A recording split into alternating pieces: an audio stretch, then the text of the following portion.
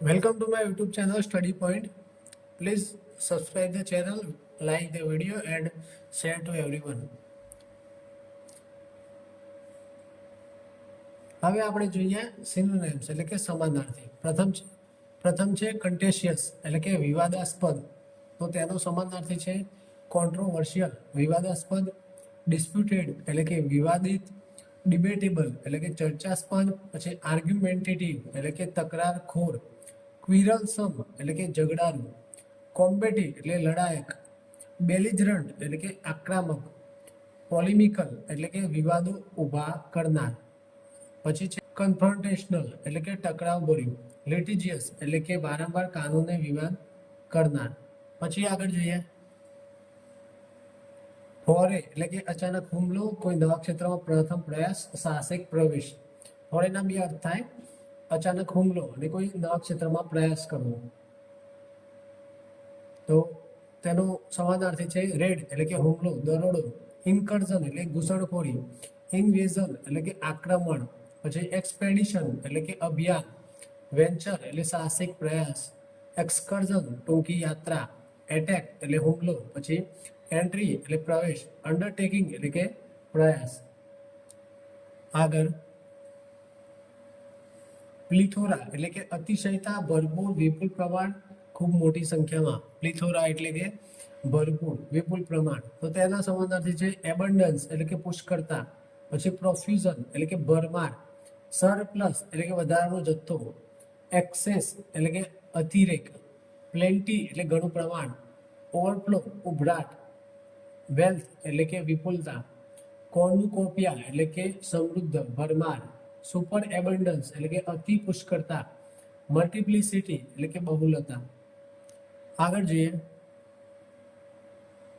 રિવેમ એટલે કે સુધારવું, નવેસરથી ગોઠવવું, આધુનિક બનાવવું, સંપૂર્ણ ફેરફાર કરીને વધુ સારું બનાવવું.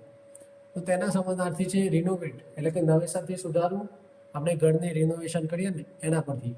પછી મોડર્નાઇઝ એટલે કે આધુનિક બનાવવું, મોડર્ન ઉપરથી. અપગ્રેડ એટલે સ્તર ઊંચું કરવું, રીમોડલ એટલે કે બંધારણમાં ફેરફાર કરવો, રીફર્બિશ એટલે નવી જેમ સુધારીને તૈયાર કરવું.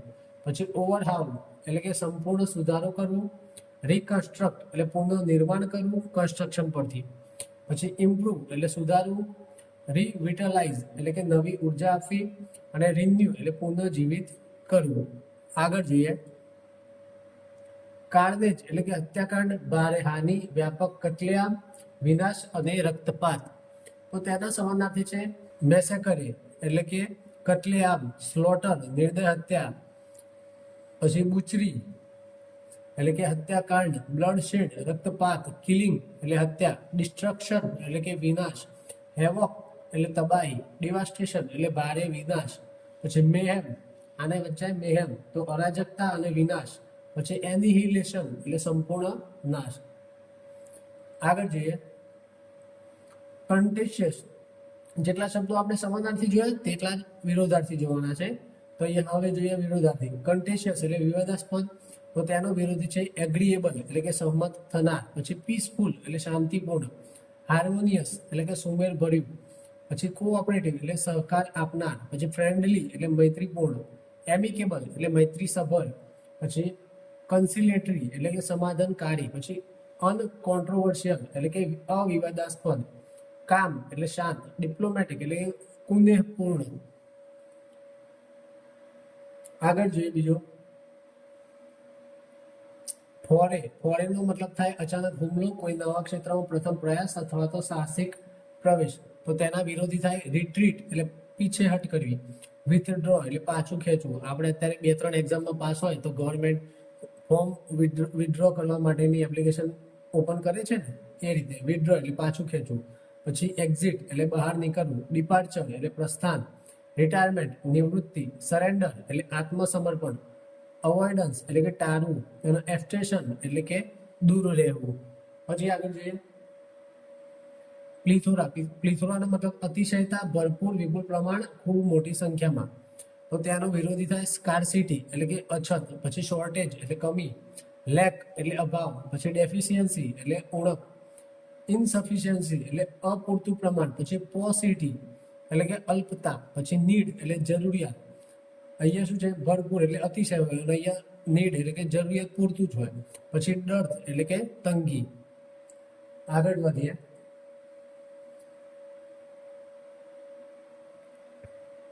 રિવેમ્પ એટલે સુધારવું, નવેસરથી ગોઠવવું, આધુનિક બનાવવું, સંપૂર્ણ ફેરફાર કરીને વધુ સારું બનાવવું. તો તેનો વિરોધી થાય ડેમેજ એટલે નુકસાન કરવું, રેન એટલે કે બરબાદ કરવું, ડેટિરિયોરેટ એટલે વધુ ખરાબ બનાવવું, પછી વર્સન એટલે કે બગાડવું, નેગ્લેક્ટ એટલે ઉપેક્ષા કરવી, ડિસ્ટ્રોય એટલે નાશ કરવું, ડિમોલિશ એટલે તોડી પાડવું, ઇમ્પેર એટલે ક્ષતિ પહોંચાડવી, પછી ડિગ્રેડ એટલે ગુણવત્તા બગાડવી અથવા તો ઘટાડવી, પછી કરપ્ટ એટલે બગાડવું, દૂષિત કરવું.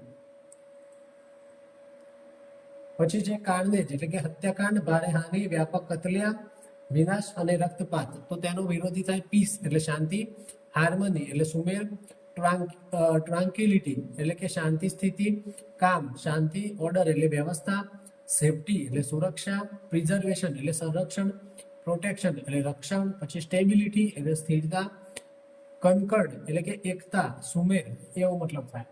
પછી આગળ જોઈએ ઇડિયમ્સ. ઇડિયમ્સ એટલે કે રૂઢિપ્રયોગ. પ્રથમ છે ક્રાય ઓવર સ્પ્લિટ મિલ્ક, મતલબ કે દૂધ ઢોરાઈ ગયું તેના ઉપર રડીએ છીએ. તો તેનો મતલબ થાય રિગ્રેટ ધ પાસ્ટ એટલે કે ભૂતકાળ વિશે રિગ્રેટ અફસોસ કરો. પછી ડ્વેલ ઓન મિસ્ટેક્સ એટલે ભૂલો પર પસ્તાવો કરો. એટલે આનો મતલબ શું થાય, જે થઈ ગયું છે તેના માટે પસ્તાવો કરવો અથવા તો દુઃખ કરતા રહેવું. હવે કંઈ ખોટું થઈ ગયું છે તો તેના પર પસ્તાવો કરીને કંઈ મતલબ છે નહીં. જે થવાનું હતું એ બનાવ બની ગયું છે.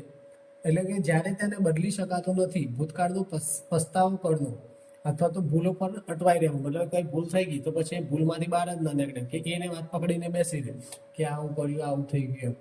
એટલે ક્રાય તેનો મતલબ થાય ક્રાય ઓવર સ્પ્લિટ મિલ્ક એટલે કે દૂધ ઢોળાવી તેના પર રડીએ છીએ. હવે ઢોળાવાનું તે ઢોળાઈ ગયું, પછી કંઈ મતલબ નથી કે ઢોળાઈ ગયું એમ કરી પછતાવાથી કંઈ મતલબ.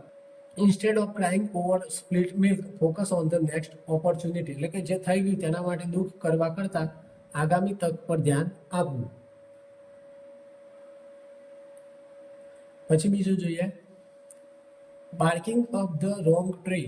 બાર્ક એટલે બસવું, રોંગ એટલે ખોટા ઝાડ સામે બસવું એવું થાય ગુજરાતી. પરંતુ તેનો મતલબ શું છે, ખોટી વ્યક્તિને જવાબદાર માની ખોટી દિશામાં પ્રયત્ન કરવો અથવા તો ભૂલ ભરેલી ધારણા રાખવી, ભૂલમાં હોવું, ખોટો અંદાજો લગાવવો અથવા તો ખોટા માર્ગે હોવું. તેનો મતલબ થાય ટુ બ્લેમ. બ્લેમ એટલે કે આરોપ લગાવવો, એક્યુઝ એટલે આરોપ લગાવવો, or seek help from the wrong person અથવા તો ખોટા વ્યક્તિ જોડેથી મદદ માંગવી. પછી to be mistaken about the cause of a problem.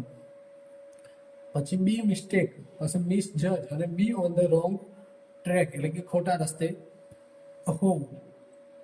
તેનું વાક્ય આપેલું છે if you think I broke the window you are barking up the wrong tree. મતલબ કે જો તમને લાગે છે કે મેં બારી તોડી છે તો તમે ખોટી વ્યક્તિ પર શંકા કરો છો. એટલે કે ખોટી વ્યક્તિ પર barking up the wrong tree એવું કહેવા થાય. પછી જોઈએ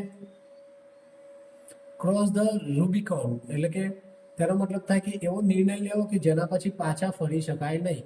સાહસિક નિર્ણય કે લેવો, પાછા ન ફરી શકાય તે બિંદુ પાર કરવું, નિર્ણાયક પગલું ભરવું, પાછા ફરવાનો રસ્તો બંધ કરી દેવો. તો અહીંયા આપ્યું છે to make a decision or take an action that can not be reverse એટલે કે જે કાર્ય કરવું થઈ ગયું છે તેને આપણે રિવર્સ કરી શકતા નથી. To pass the point of no, પછી છે pass the point of no return એટલે પાછા ફરવાનો કોઈ રસ્તો નથી. Take the plunge, make a decisive move એટલે કે એક નિર્ણાયક કદમ ઉઠાવો એવું. When she resign from her job and started a business she crossed the Rubicon મતલબ કે જાણે તેણે નોકરી છોડી અને ધંધો શરૂ કર્યો ત્યારે તેણે નિર્ણાયક પગલું ભર્યું. આગળ જોઈએ put all your eggs in one basket મતલબ કે બધા જે શું કહેવાય ઈંડા છે એક જ બાસ્કેટમાં મૂકવા. તો તેનો મતલબ એવું થાય કે બધી આશા અથવા મૂડી એક જ જગ્યાએ લગાવી દેવી અથવા તો એક જ વિકલ્પ પર સંપૂર્ણ નિર્ભર રહેવું અથવા તો મોટું જોખમ લેવું, એક જ દાવ પર બધું લગાવી દેવું. આ ઇડિયમ્સ વધારે ખાસ અત્યારે ઇન્વેસ્ટમેન્ટ કરે છે લોકો એના માટે ખાસ વાપરી શકાય, કારણ કે અત્યારે આપણે મ્યુચ્યુઅલ ફંડ કે એસઆઈપી કરીએ અથવા તો શેર માર્કેટમાં પૈસા રોકીએ છીએ તો દરેક સલાહકાર કહેતા હોય છે કે તમારી જે મૂડી છે એ કોઈ એક ફંડ ઉપર નિર્ભર ના રાખો, જુદા જુદા ફંડમાં ડિવાઈડ કરીને ઇન્વેસ્ટમેન્ટ કરો, જેથી કોઈ એક ફંડમાં લોસ જાય તો સામે બીજો ફંડ હોય ત્યાં પણ આપણે રિકવર કરી શકીએ. એટલા માટે આ ઇડિયમ્સ છે એ શેર માર્કેટ વાળા માટે ખાસ લાગુ પડે.